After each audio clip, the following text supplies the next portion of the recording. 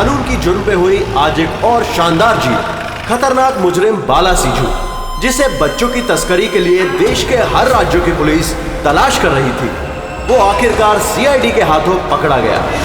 अब सीआईडी की टीम बाला से पूछताछ करेगी और बाला के इंटरोगेशन का वीडियो बना के उसे सबूत के तौर पर अदालत में पेश करेगी, ताकि बाला को सख्त से सख्त सजा दी जा सके।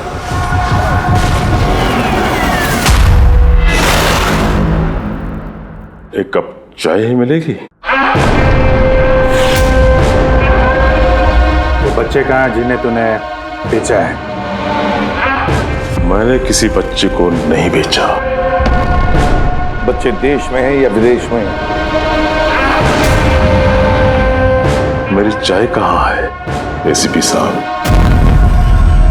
देश में या विदेश में? बाला, उन बच्चों को सही सलामत उनके माँ बाप तक पहुंचाने की कसम खाई है हमने। अगर उनको कुछ हुआ ना, तो तेरे साथ वो करेंगे जो तू सपने में भी सोच नहीं सकता।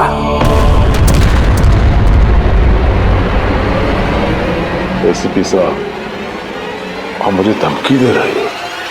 हाँ? शुक्र मना हम लोग हैं तो सिर्फ बात कर रहे हैं। अगर दया होता ना तो क्या कर लेता वो? ज्यादा से ज्यादा मेरे लिए चाय बना के लाता वो।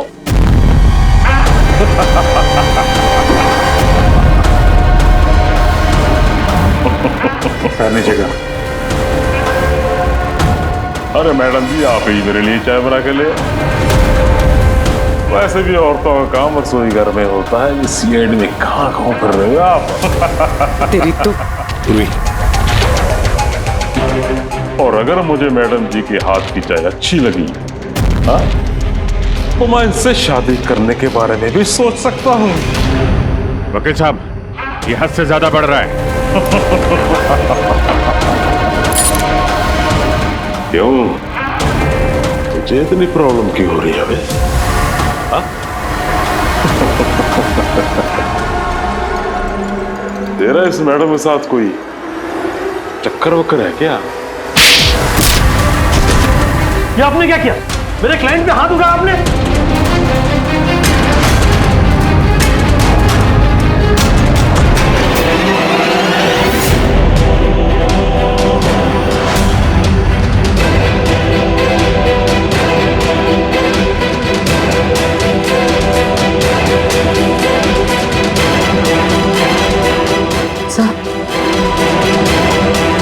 So he's dead?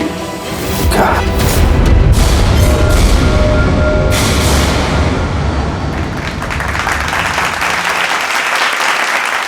Good evening ladies and gentleman and welcome to सवाल जवाब। मैं आपका होस्ट अभय कुमार आपका स्वागत करता हूं। आज का विषय या डिबेट है कि क्या हमारे देश में कानून के रखवाले कानून से बड़े हैं? आप सब लोग ने हाल ही में इस केस के बारे में सुना होगा, जहां सीआईडी के सीनियर इंस्पेक्टर मिस्टर अभिजीत पर बाला नामक एक क्रिमिनल की मौत का इल्जाम लगाया गया। इसलिए आज हमारे साथ मौजूद है खुद senior inspector Abhijeet from the CID bureau, उनके साथ ही ACP Pradyuman ji, welcome sir, और senior inspector Daya CID bureau से। हमारे पैनलिस्ट हैं ex army officer mister Ranveer, ex IB officer Sanjeet ji और एक्स जज मिस मंदिरा, और साथ ही हैं क्राइम के सीनियर एडिटर मदन कुमार जी, और साथ में मौजूद हैं और सीनियर जर्नलिस्ट और ह्यूमन राइट एक्टिविस्ट। तो मैं शुरू करना चाहूंगा ह्यूमन राइट्स एक्टिविस्ट से। कहिए, इस केस के बारे में आपका क्या कहना है? इनके जैसे ऑफिसर्स की वजह से ही कानून का नाम खराब हो रहा है इस देश में। बिल्कुल ठीक। हाथ में गन या ताकत क्या आ जाती है, इन्हें लगता है कि अपने मनमर्जी करेंगे और मानव अधिकार की धज्जियां उड़ा देते हैं इन जैसे कानून के रखवाले। हाँ, मैं तो कहता हूँ कि इन पुलिस वालों से गन ही वापस ले लेनी चाहिए। गन चलाने की नैतिकता क्या होती है इन लोगों को समझ में नहीं आती। जी, मैं तो ये कहूंगा कि ये लोग सिर्फ राई का पहाड़ बना रहे हैं। बाला सीआईडी वालों के साथ बदतमीजी कर रहा था। अब ऐसे में अगर हाथ उठ भी गया तो इसका मतलब ये तो नहीं है ना कि अभिजीत पर खूनी बनने का ठप्पा ही लगा दें आप लोग। और किसी मुजरिम से होता गलती से एक खून तो क्या आप उसे छोड़ देते हैं या फिर कोई आम इंसान से? नहीं ना। तो फिर जो नियम आम इंसान पे लागू होता है वो इन सीआईडी वाले पे क्यों ना हो? मिस मंदिरा, आप कब से चुप बैठी हैं? इस विषय के बारे में आप क्या कहना चाहेंगे? अभी जी मैं चुप इसलिए हूँ क्योंकि जिस सीआईडी टीम की बहादुरी की मिसालें लोग देते हैं उनको आज यहाँ अपमान करना ठीक है क्या? देखिए, मेरे हिसाब से इस बहस का कोई अंत नहीं है कि अभिजीत सही है या गलत। ये सब अपने अपने नजरिए पे डिपेंड करता है। अब मैं बात करना चाहूंगा एसीपी प्रद्युमन जी से, जिनका लंबा करियर जो देश के प्रति जिम्मेदारी और फर्ज से भरा हुआ है। इस केस में आप किसका साथ देंगे? सीआईडी के अभिजीत जी का या फिर कानून का? देखिए, आज तक मैं हमेशा कानून का साथ देता आया और आगे साथ देता रहूंगा। इंसाफ होके रहेगा और मैं ये कहने का किसी को भी मौका नहीं दूंगा कि कानून हम सीआईडी वालों के लिए अलग है और आम लोगों के लिए अलग। जब तक इंक्वायरी कमीशन का डिसीजन नहीं आता तब तक सीनियर इंस्पेक्टर अभिजीत सीआईडी की ड्यूटी से सस्पेंड रहेंगे।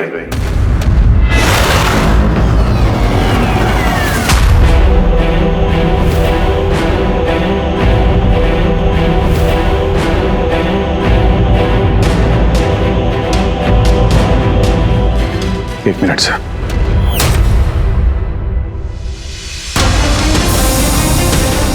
तो मेरे बारे में लोग क्या कहते हैं इससे मुझे कुछ फर्क नहीं पड़ता। अभी आपके मुंह से जो कुछ सुना बहुत तकलीफ हो रही है सर। जो कुछ हुआ आपके सामने हुआ, आप वहीं पे मौजूद थे। अपने दिल पे हाथ रख के कहिए सर कि मैंने जानबूझ के उस आदमी को मारा है। और अगर आपका जवाब हाँ है तो मैं बिना किसी अदालत के फैसले के खुद फांसी के फंदे के सामने जाके खड़ा हो जाऊंगा। अभिजीत, रिलैक्स। नहीं यार दया, बस अच्छा मजाक बना रखा है। हर कुछ महीनों में कुछ लोग हमारे ऊपर इल्जाम लगाते हैं और सर हमारा साथ देने के बजाय हमें सस्पेंड कर देते हैं। और आप लोग बड़ी बड़ी बातें कर रहे थे मानव अधिकार की। क्या कह रहे थे आप? हमारे हाथों से गन ले लेनी चाहिए। अगर आज आप लोग अपने घरों में सुरक्षित तरीके से होली दिवाली मना रहे हैं वो इसलिए कि हमारे हाथों में गन्स हैं।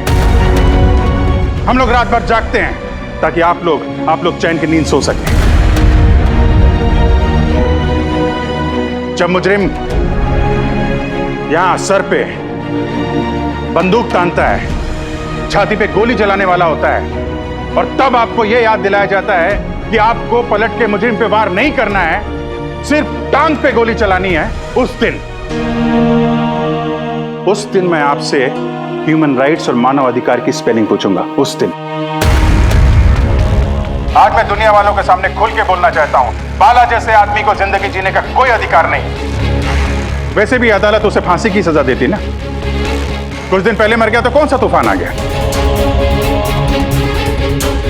और इतने साल अगर सीआईडी में मेरे हाथ बंधे नहीं होते तो इन जैसे लोगों का इंसाफ मैं कब तक कर चुका होता है। और वैसे भी ऐसे कानून का क्या फायदा है जो मुजरिमों को सजा नहीं दे सकता? और वो कानून मुझे क्या सस्पेंड करेगा? मैं खुद सस्पेंड करता हूं ऐसे कानून को।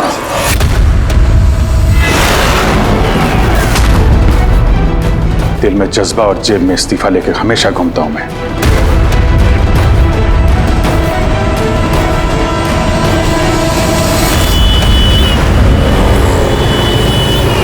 अरे यार, हम लोग तो दोस्त हैं यार, दोस्त। अरे मेरे दोस्त, क्या चाहिए आपको आज? अरे कुछ मेरे दोस्त के लिए लेके आओ यार। आप और हम एक चल चल। अभिजीत, क्या हो क्या तुम्हें? अरे कौन सी जगह पे बैठे और किस तरह के लोग हैं साथ में? चलो उठो उठो, चलो घर चलो। कहाँ चले? सीआईडी ब्यूरो ही तो मेरा घर था और मुझे वहां जाने की परमिशन नहीं। सर सब ठीक हो जाएगा सर, आप यहाँ से चलिए। सब ठीक हो जाएगा। इससे ज्यादा और क्या ठीक होगा? और अब मैं सीआईडी ऑफिसर नहीं हूं। कोई भी ह्यूमन राइट्स वाला, कोई भी इंक्वायरी कमीशन मेरा कुछ नहीं बिगाड़ सकती। सारे मुजरिमों को एक एक करके मार डालूंगा मैं, और तुम लोग भी मेरा कुछ नहीं कर सकते। और ना वो तुम्हारा एसीपी प्रद्युमन। जाओ उसके पास जाओ तुम लोग, मुझे तुम लोगों की शक्ल नहीं देखनी। जाओ। अभिजीत, तुम होश में भी हो? तुम्हें पता है तुम क्या बोल रहे हो? अरे छोड़ो यार, ये दोस्ती दिखानी थी ना तो उस दिन दिखानी चाहिए। आज ये अपनेपन का ढोंग करने की कोई जरूरत नहीं है। क्या बोला तुमने? ढोंग? तुम्हें ये ढोंग लग रहा है? और क्या? सही है, एकदम सही है। सर जाओ जाओ, तुम भी निकलो।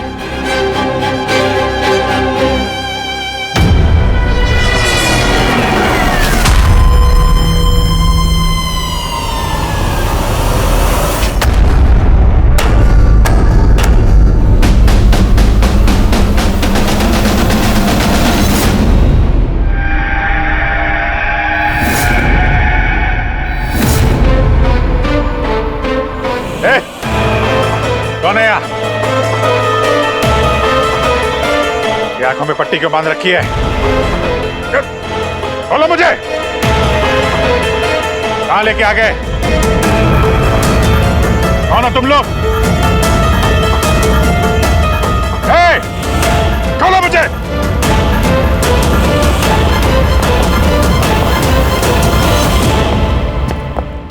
कौन हो तुम लोग? पट्टी खोलो।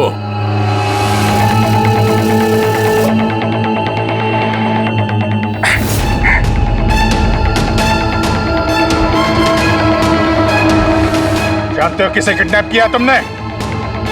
एक सीआईडी ऑफिसर। अभिजीत, अब तुम एक सीआईडी ऑफिसर नहीं रहे। सीनियर इंस्पेक्टर अभिजीत सीआईडी की ड्यूटी से सस्पेंड रहेंगे। डरो मत, तुम्हें हमसे कोई खतरा नहीं। हमें अपना दोस्त समझो। दोस्त? आखिर हो कौन तुम लोग? सब पता चल जाएगा अभिजीत कि हम कौन हैं और तुमसे चाहते क्या हैं। वहां अंधेरे में छुप के क्यों खड़े हो?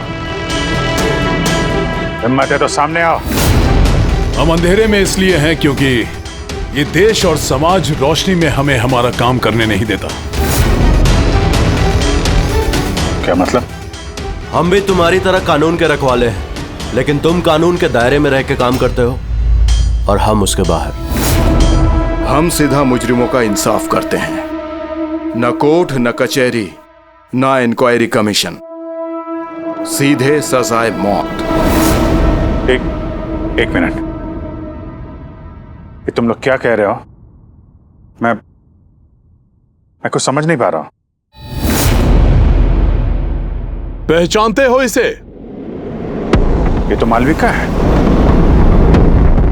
कहने को सोशलाइट, लेकिन कई आतंकवादी गतिविधियों से जुड़ी हुई है ये। Good, next. Rangan Banga real estate का बिजनेस दिखाने के लिए और उसकी आड़ में ड्रग्स का लेन देन। विलियम? ये तो विलियम है। 7 मर्डर का इल्जाम है इसके ऊपर। That's right. मगर मुझे क्यों दिखा रहे हो इनकी तस्वीरें? मुझसे क्या चाहते हो? बताते हैं। पहले तुम जरा ये बताओ कि अगर तुम्हें ये पता चले कि इन मुजरिमों को कानून कभी सजा दे नहीं सकता, तब तुम क्या करोगे? अगर इनको कभी सजा नहीं मिल पाई तो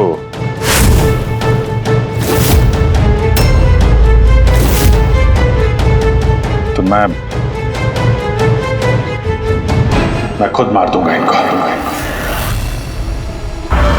वैसे भी किसी भी मुजरिम को इस धरती पे सांस लेने का हक नहीं है। सबको कुचल के मार देना चाहिए, सबको। Very good. तुम्हारे अंदर हम यही जोश और जुनून देखना चाहते थे। हम तुम्हारा दर्द समझ सकते हैं अभिजीत। अगर बाला गलती से मारा भी गया तो क्या फर्क पड़ता है, था तो वो एक मुजरिम ही ना। अब तुम ही बताओ अभिजीत, इतने सालों की ड्यूटी का ये जो सिला मिला है तुम्हें, क्या ये ठीक है? इनके जैसे ऑफिसर्स की वजह से ही कानून का नाम खराब हो रहा है इस देश में। और मानव अधिकार की धज्जियां उड़ा देते हैं इन जैसे कानून के रखवाले। हाथ में गन या ताकत क्या आ जाती है, इन्हें लगता है कि अपनी मनमर्जी करेंगे। नहीं, बिल्कुल ठीक नहीं है।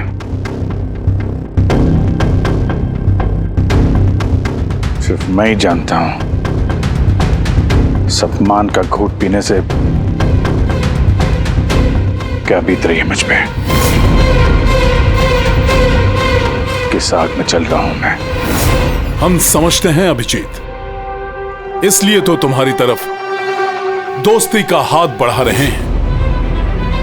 हमारे गैंग का काम है उन मुजरिमों का सफाया करना जिन्हें अदालत ने खुला छोड़ रखा है। बनोगे हमारे गैंग का हिस्सा? सोच क्या रहे हो अभिजीत?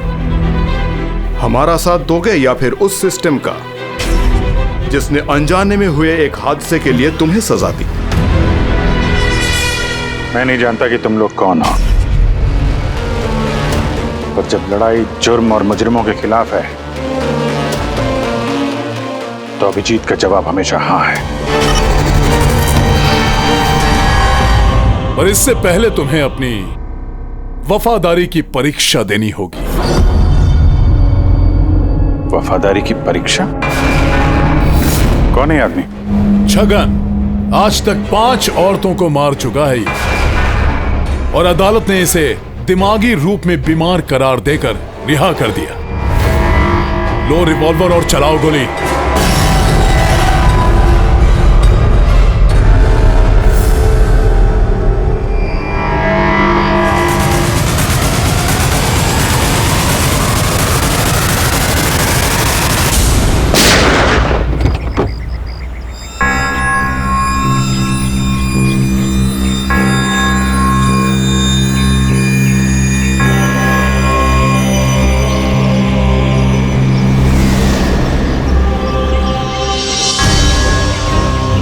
हमारे फ़ोन का इंतज़ार कीजिएगा। और हाँ, जो आपको तकलीफ हुई ना उसके लिए सॉरी। और एक बात ध्यान में रखिएगा, फ़ोन हमेशा अपने साथ रखिएगा। अगर बाथरूम जाना है तो भी नहीं।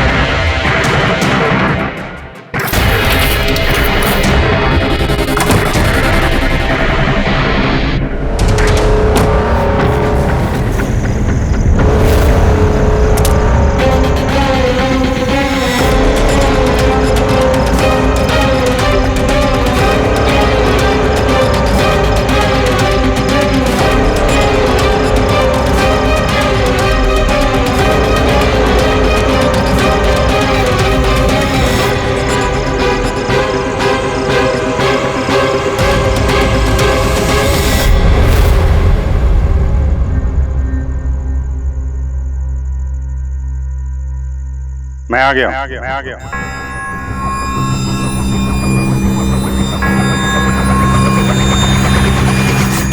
हमारा अंदाजा सही निकला। मतलब जो कहानी हमने फैलाई थी वो मान लिया उन लोगों ने। और चारा ही क्या था, जिस जाल में वो लोग फंसे हैं उसे हमने 1 महीने पहले ही फेंका था। सर, इतने खतरनाक मुजरिमों का एक के बाद एक कैसे खून हो जाना, ये संयोग नहीं हो सकता सर। सर, इन सब मुजरिमों का ये नया दुश्मन कहाँ से आ गया? आ गया या आ गए? इन पांचों का कोई एक ही दुश्मन होना जरा मुश्किल लगता है। पर सर, अलग अलग दुश्मन है तो फिर सबने एक साथ हमला कैसे किया? पूरे लोग अलग अलग हो सकते हैं, लेकिन गैंग एक ही है, मकसद भी एक ही, बुरे लोगों का खात्मा करना। लेकिन कानून को अपने हाथ में लेकर अलग अलग शहरों पे अलग अलग टाइम पे खून करना, इतनी लंबी प्लानिंग किसी एक आदमी के बस की बात तो नहीं है। बिल्कुल ठीक कह रहे हो अभिजीत। लगता है कुछ मिल गया तुझे, हैं? हाँ बस। क्या? बस इसमें कोई एक खूनी नहीं है, क्योंकि अधिकतर हर एक खूनी का खून करने का अपना एक खास पसंदीदा तरीका होता है, लेकिन यहां पर ऐसा नहीं। ये देखो, इसे गोली मारी गई है। गोली बहुत दूर से मारी गई है, लेकिन गोली सीधी जाकर के दिल में लगी है, 1 इंच भी इधर उधर नहीं। दूसरा, इसे मार्शल आर्ट के किसी एक खास मूव से मारा गया है, बहुत ही खतरनाक, एक झटके में चित। और ये तीसरा मर्डर? ये तीसरा, इसे जहर से मारा गया है। एक खास नुकीली चीज से जहर इंजेक्ट किया गया है सीधा आर्टरी में, जहर तुरंत खून में मिल गया और ये खत्म। तो तीसरा मर्डर भी किसी एक्सपर्ट ने किया है सर? हाँ जी, पहला शार्प शूटर, दूसरा मार्शियल एक्सपर्ट और तीसरा खास तरीके से जहर का इंजेक्शन देने वाला। ये जो भी है, इन्होंने अलग अलग तरीके से जान लेने की ट्रेनिंग पाई है, जैसे कोई स्पेशल एजेंट। और शायद इस गैंग में इस तरह की सोच रखने वाले और भी लोग शामिल होंगे जो समाज से मुजरिमों को मिटाना चाहते हैं। सर, अगर ये लोग इतने एक्सपर्ट हैं तो ना ही कोई सुराग छोड़ेंगे, ना ही कोई पहचान। इन तक पहुंचेंगे कैसे? लोहा लोहे को काटता है पूर्वी। इन लोगों की गैंग तक पहुंचने का एक तरीका है, बाला की मौत का नाटक। सब कुछ प्लान के मुताबिक चल रहा था सर। फिर उन्होंने मुझे एक आदमी के ऊपर गन तान के ट्रिगर दबाने को कहा। और तुमने ट्रिगर दबा दिया? Yes sir. क्या मतलब है ये सब? हाँ? कहा था ना हमने, तुम्हारी परीक्षा ली जाएगी ये देखने के लिए कि तुम इस काम को अंजाम दे सकते हो या नहीं। मुझे किससे मारना है? एक ऐसा इंसान जो इंसान कहलाने के लायक भी नहीं है, देश के उत्तरी राज्यों में ड्रग्स का धंधा करता है और न जाने इसकी वजह से कितने नौजवान अपनी जिंदगी बर्बाद कर चुके हैं। उसका नाम? अपने आप को बहुत बड़ा बिजनेसमैन समझता है, लेकिन ड्रग डीलिंग ही उसका असली काम है। एक बार वो शहर में वापस आ जाए, बस उसके बाद उसका काम तमाम। नाम में क्या रखा है? गोली मारने के ठीक 1 घंटा पहले तुम्हें बता दिया जाएगा कि कब और कहां गोली चलानी है। ट्रिगर कैसे दबा दिया? उसे कुछ हो जाता तो, मारा जाता तो? नहीं दया, कुछ नहीं होता। वो गन के वजन से मैंने अंदाजा लगा दिया था, अंदर कुछ गोलियां वोलियां थी नहीं। अभिजीत, अब उनके रंग में इस कदर रंग जाओ कि रत्ती भर तक शक ना करे वो लोग। यही एक तरीका है उन तक पहुंचने का। लेकिन इसके पहले वो कुछ बड़ा अंजाम करें। अगर हम उनके अड्डे तक पहुंच जाएं और उन्हें वहां गिरफ्तार कर लें तो? मगर उनके अड्डे तक पहुंचेंगे कैसे? तुम्हारे आंखों पर तो पट्टी बांध रखी थी। पट्टी बंधी थी दया, लेकिन उनके अड्डे से घर पहुंचने तक मैंने रास्ते को अच्छी तरीके से महसूस किया है। और जो कुछ मुझे लगा मैंने इस पेन ड्राइव पर रिकॉर्ड किया है। ये मेरे कपड़े हैं, जूते हैं, इनसे भी शायद कुछ मदद मिले उनके अड्डे तक पहुंचने के लिए। सर, जो भी करना है जल्दी करना होगा। कभी भी मुझे वो फोन आ सकता है ड्रग डीलर को मारने के लिए।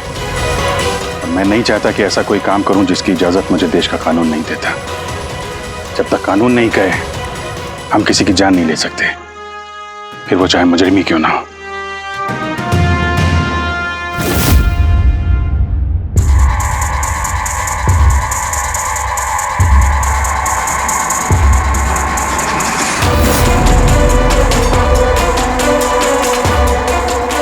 से सुनना। कुल मिला के 1.5 घंटे लगे थे मुझे उनके अड्डे से अपने घर आने में। कार की स्पीड 60 के ऊपर नहीं गई होगी। 15 मिनट गाड़ी ट्रैफिक जाम में फंसी हुई थी। 10:15 उस वक्त मुझे किसी की अर्थी जाती हुई सुनाई थी। और हाँ, जब हम अड्डे से निकले थे तो वहाँ कहीं मंदिर में आरती हो रही थी लाउड स्पीकर पर। और कुल मिला के 6 ट्रैफिक सिग्नल पे गाड़ी रुकी थी और कुछ 5 फ्लाईओवर्स थे और हर फ्लाईओवर को क्रॉस करने में करीब 40 से 45 सेकंड लगते। रेलवे स्टेशन और एक फ्लाईओवर के नीचे रेलवे स्टेशन था जहाँ पे ट्रेन की अनाउंसमेंट हो रही थी।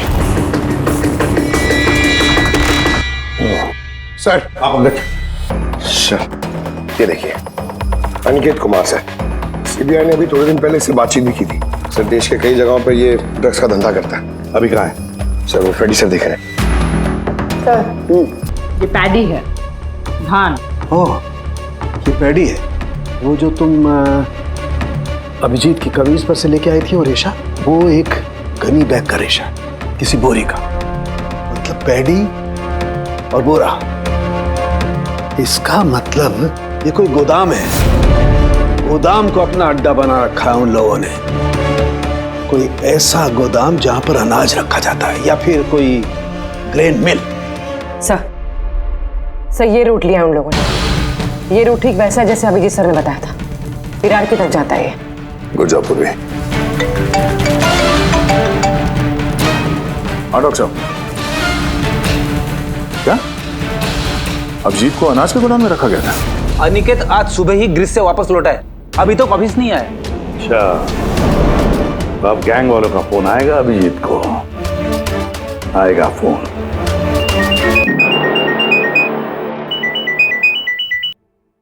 हेलो, आपके लिए एक खुशखबरी है अभिजीत सर। जिस घड़ी का आपको इंतजार था वो आ गई है। आज आपके शुभ हाथों से एक मुजरिम को सजा मिलेगी। ठीक 1.5 घंटे के बाद एक काले रंग की गाड़ी आएगी आपके पास और बता देगी कि आपको किस पे और कहां गोली चलानी है। मगर राइफल कौन सी है?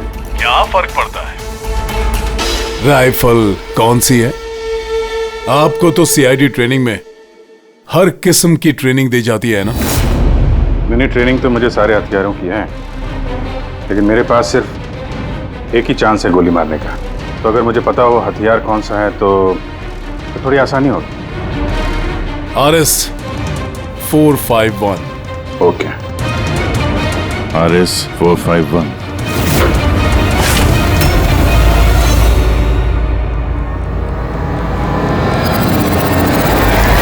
ये क्या कह रहे हैं आप? मेरी जान को खतरा है?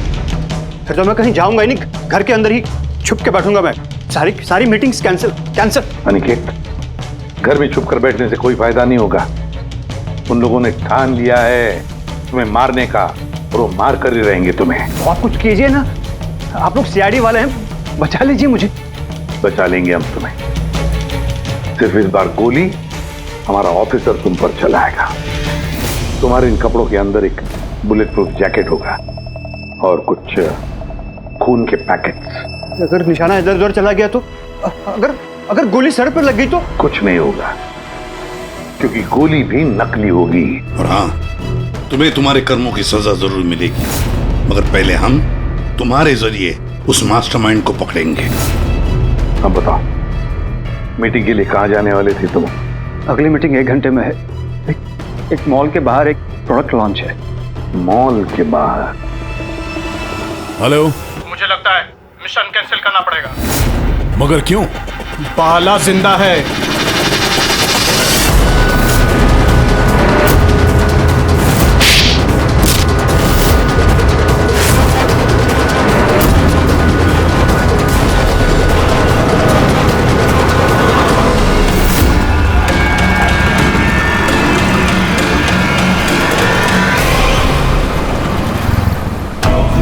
बहुत बड़ा धोखा हुआ हमारे साथ में। अभिजीत के हाथों किसी का खून हुआ ही नहीं है। प्लान कैंसिल नहीं करेंगे आप। सीआईडी और अभिजीत को इस धोखे की बहुत भारी कीमत चुकानी पड़ेगी।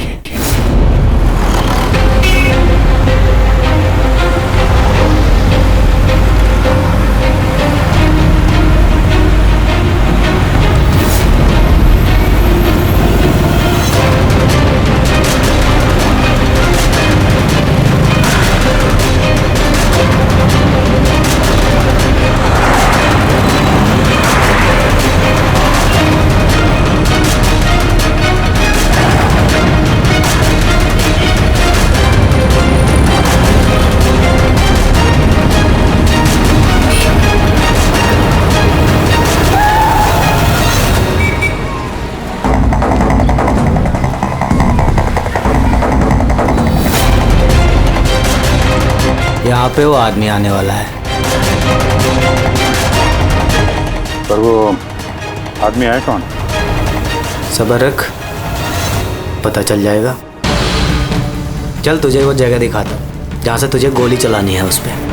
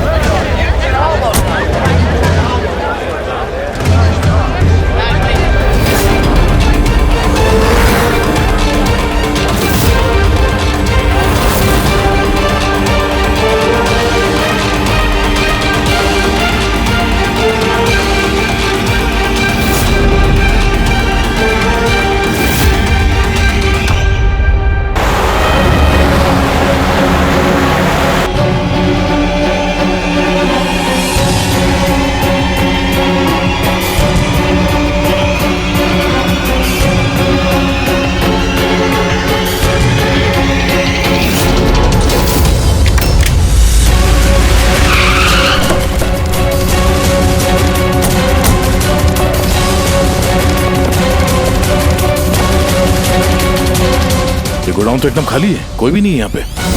हाँ सर, ये वो गोदाम तो नहीं लग रहा है जिसे हम ढूंढ रहे हैं। ओ भाई साहब, कौन है आप लोग? क्या चाहिए? तुम यहाँ पे काम करते हो? ये गोडाउन को इस्तेमाल कर रहा था क्या? नहीं तो पिछले 2 साल से बंद पड़ा हुआ है और ये गोदाम हमारे बॉस को बेचना है। अब क्या खरीदने आए? अगर ये वो गोडाउन नहीं है तो फिर कौन सा गोडाउन है?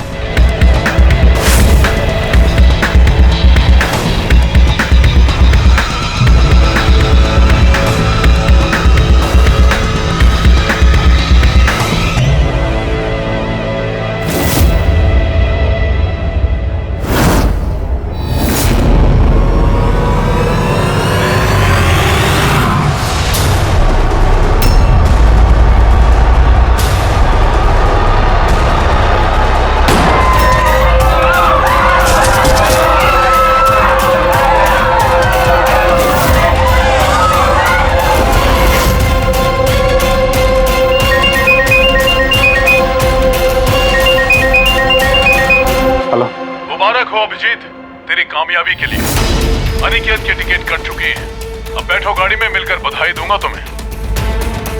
ठीक है, आ रहा हूं मैं।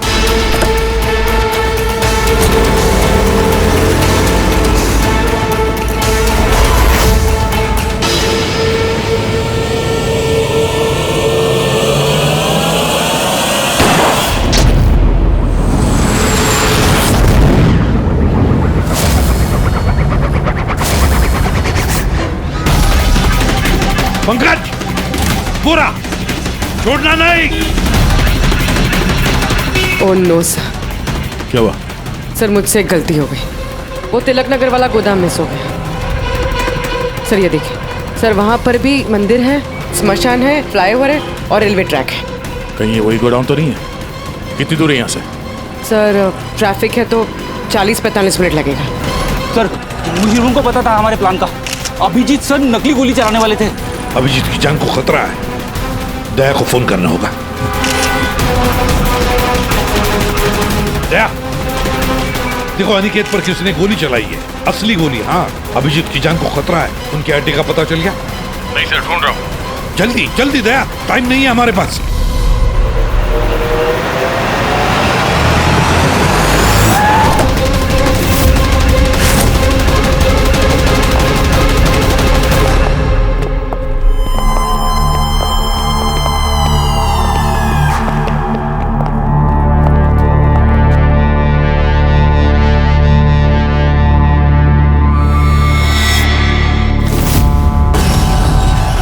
बहुत बहुत बधाई हो तुम्हें, वेल डन। अनिकेत के मौत की खबर हर न्यूज चैनल पर छा गई और अब तुमने हमारा विश्वास जीत लिया है।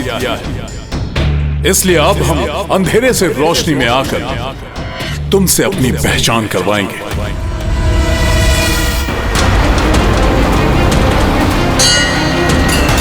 ये मंदिर है।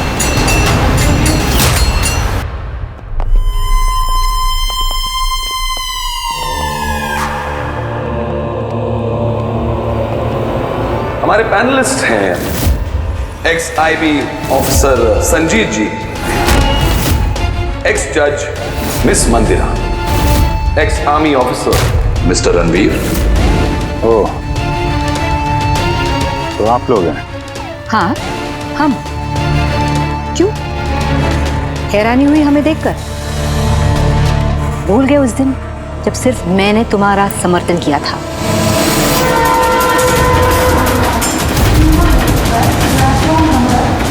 ये रेलवे स्टेशन। अभिजीत, हम सबका मकसद एक है, जुर्म का सफाया। मगर आपके ये चौथे साथी, इनको क्या हुआ है? ये सामने क्यों नहीं आ रहे? मैं सामने आऊंगा भी नहीं, क्योंकि तुम एक धोखेबाज हो।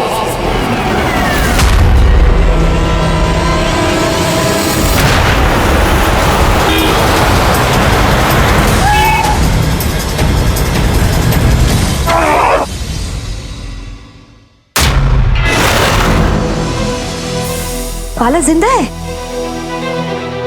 हाँ, ये जिंदा है, क्योंकि ये सब सीआईडी की सोची समझी चाल थी हमें फंसाने के लिए।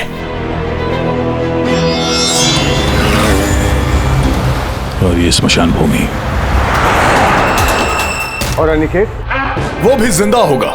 जरूर इस अभिजीत ने उसे नकली गोली मारी होगी। अभिजीत, इस धोखे की सजा सिर्फ मौत है, सिर्फ मौत। तुम और बाला दोनों मरोगे, दोनों। और तुझे हम नहीं मारेंगे, ये मारेगा। मैं क्यों? क्योंकि एक ईमानदार और बहादुर ऑफिसर को मारना हमारे ईमान के खिलाफ है। चल, तू मार, नहीं तो हम तुम्हें मारेंगे। वो तो आप वैसे भी मार दोगे। नहीं, हम तुम्हें एक और मौका देंगे। चलाओ गोली। ले वाला, पिस्तौल ले। ले।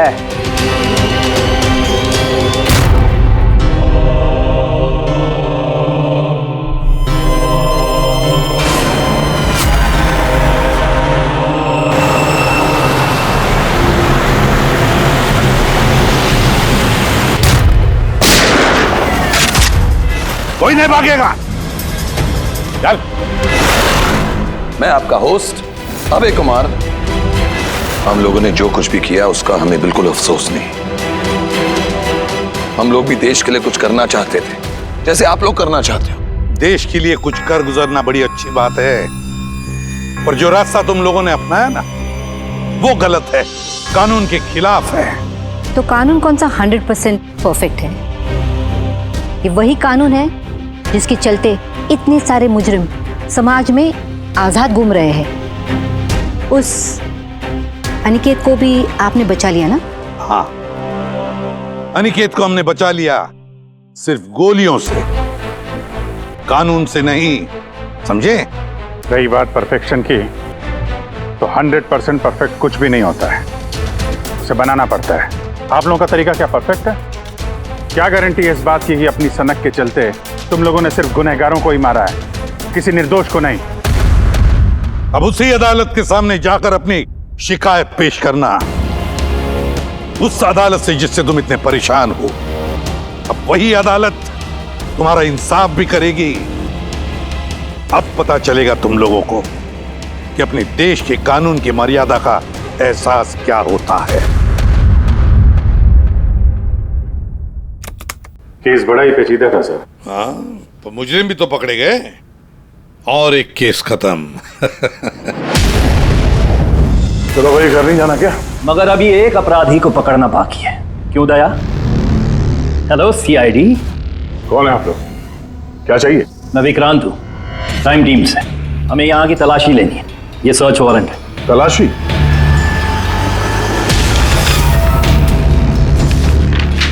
हमारी आप सबसे रिक्वेस्ट है कि आप सब हमारे साथ पूरी तरह से कोऑपरेट कीजिएगा। क्या हम जान सकते हैं कि तलाशी क्यों ली जा रही है? दमन के फांसी वाले केस में आप सबके खिलाफ कंप्लेंट है कि आप सब ने एविडेंस के साथ छेड़छाड़ की थी। दया हमारे पास है, हमारी जेल में। तो अगर दया को बचाना चाहते हो तो पहले मेरे भाई को बचाना होगा, वरना ठीक 4:30 बजे ना सिर्फ मेरे भाई को फांसी होगी बल्कि सीनियर इंस्पेक्टर दया भी फांसी पर चढ़ेगा। तलाशी शुरू करो। आप सबके फोन रिकॉर्ड्स भी चेक किए जा रहे हैं। अब आप सब पे कड़ी नजर रखी जाएगी।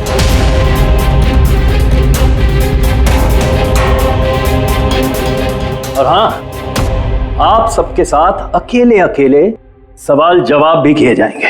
मेरी आपको पर्सनल सलाह है, जो भी बोलना बिल्कुल सच बोलना।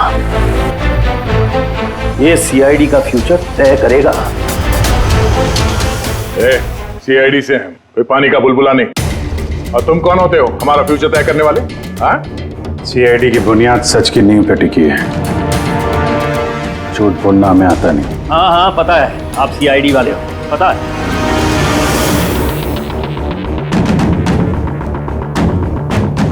लेकिन आप जो भी हो, कानून से ऊपर नहीं हो। और अब वक्त आ गया है कि आपको कानून की याद दिलाई जाए। ना पता है हमें, हम कानून से ऊपर नहीं, पर हम कानून के रखवाले हैं। कानून के रखवाले हम सीआईडी वाले हैं। और हम गर्व से कहते कि हम सीआईडी वाले हैं। और हमारे खून का एक एक कतरा सीआईडी को और इस देश को समर्पित है।